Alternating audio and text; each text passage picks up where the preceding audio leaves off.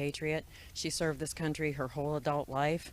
She loved God, loved America, loved her family, and came to DC to hear Donald Trump speak about, a stolen election. And she felt like that was her last time to hear him speak. Little did we know that'd be her last time to hear anybody speak after she was murdered by a careless, reckless Capitol Police officer, Michael Byrd, who should have been fired 2 years ago for leaving his loaded weapon in a public restroom.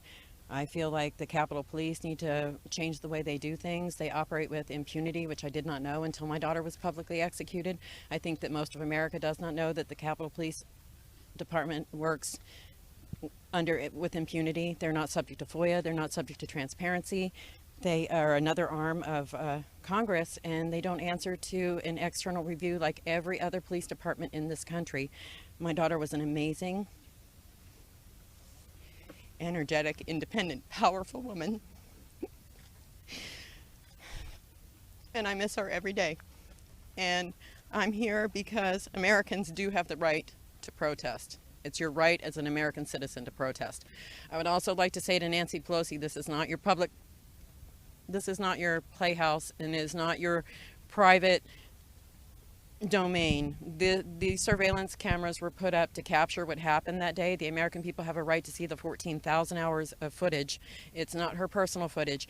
You're not the queen, Nancy Pelosi. This is America's 14,000 hours of missing footage. We have a right to see it. That was the purpose of the cameras.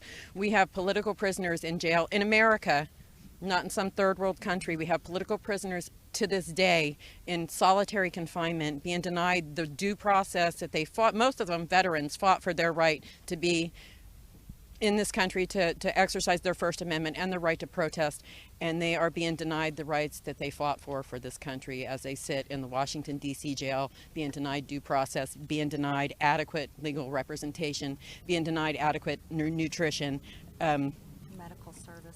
Thank you. Medical services, access to their lawyers, access to their families, and this is America. This is happening in America.